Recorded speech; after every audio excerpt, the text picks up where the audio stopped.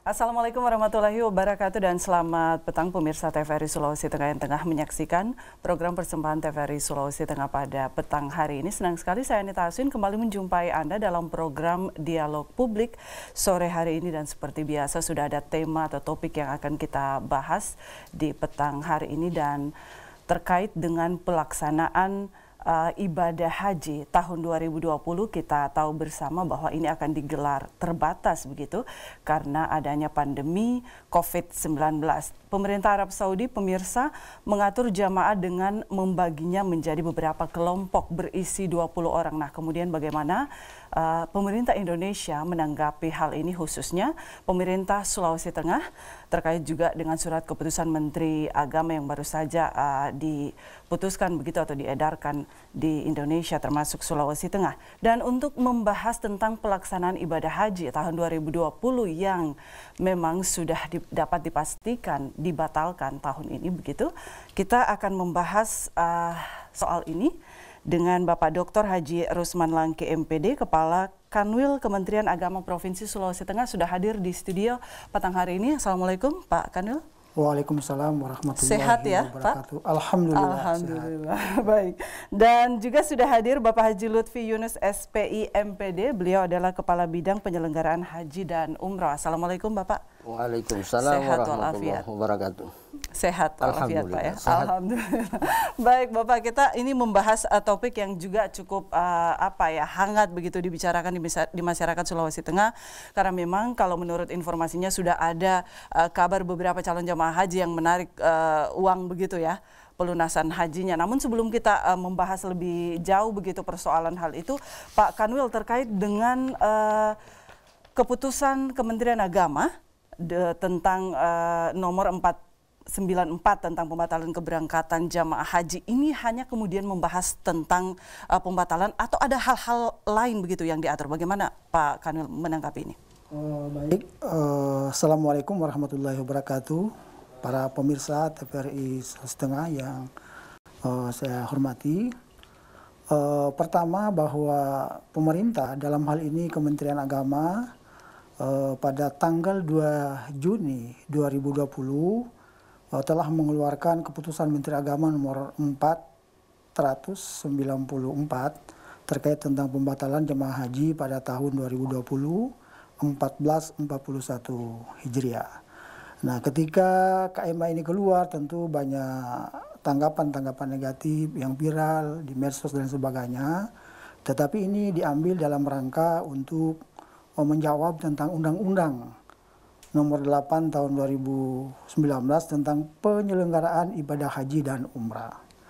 Di situ dinyatakan bahwa kemaslahatan, ya, keamanan dan kenyamanan itu sangat diperhatikan oleh pemerintah bagi setiap jamaah haji yang akan berangkat.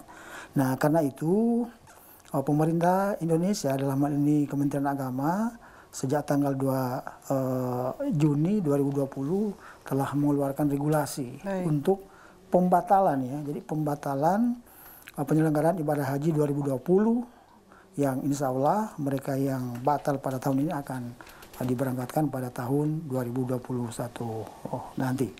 Oleh karena itu, kalau kita melihat prolognya, ini sebetulnya bukan pada tahun ini terjadi pembatalan. Baik. Kalau sejarahnya itu kan sebetulnya sudah sekitar 4 kali, ya. Mulai tahun 1814,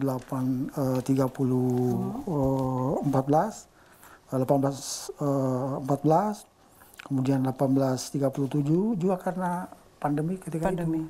Kemudian pada tahun 1987 itu karena ada wabah tentang meningitis pada waktu itu. Juga pada tahun 1946, 47 juga pemerintah Indonesia ketika itu lewat keputusan Menteri Agama juga telah membatalkan karena terjadi perang ketika itu dan karena ada agresi Belanda di negeri kita yang tercinta. Jadi kalau kita lihat prolognya itu, bahwa sesungguhnya pembatalan ini bukan pada saat sekarang ini. Dan kebetulan pada tahun ini pandemi COVID-19 ini kan mewabah bukan hanya saja di Indonesia tapi secara global. Gitu. Oleh karena itu apa yang dilakukan oleh pemerintah Indonesia adalah dalam rangka untuk kemaslahatan umat, kenyamanan dan keamanan. Dalam Al-Quran itu akan dikatakan wala talqu biaidikum ila tahluka. Janganlah biarkan dirimu ke lembah kebinasaan atau ke jurang yang tidak baik.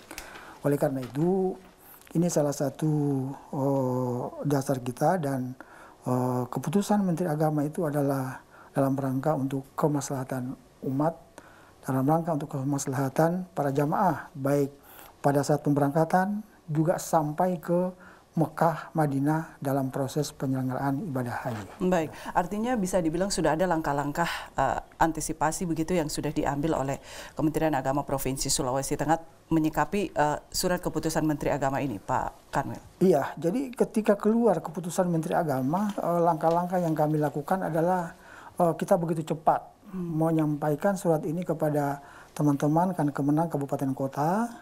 Kemudian kita publikasikan lewat media elektronik, medsos, bahkan media cetak terkait tentang pembatalan jamaah haji pada tahun ini. Jadi alhamdulillah teman-teman di Kemenang itu mereka sudah mensosialisasikan sampai ke tingkat kecamatan KUA. Kemudian kita punya penyuluh agama, saya menyampaikan bahwa tolong dibantu ini untuk disosialisasikan kepada para calon jemaah haji yang ada di Sulawesi Tengah.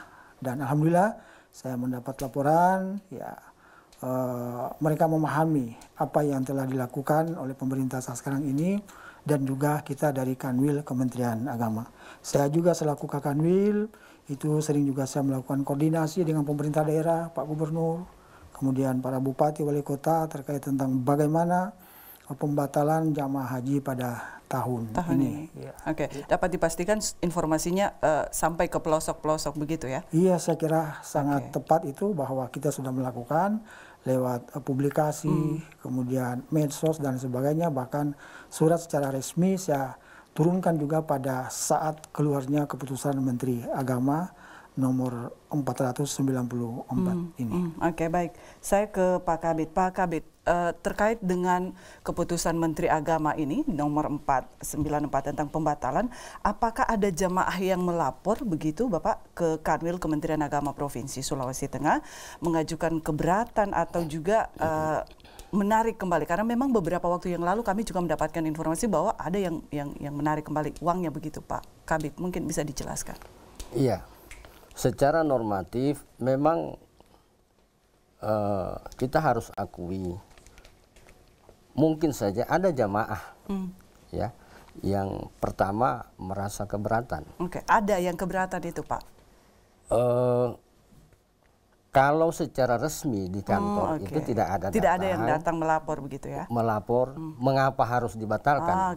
Akan tetapi secara umum di masyarakat luas itu disampaikan oleh PHU itu sendiri, kemudian kepala seksi di kabupaten, para kepala KUA dan penyuluh memberikan penjelasan ya kepada jamaah calon haji ini mengapa harus ada pembatalan.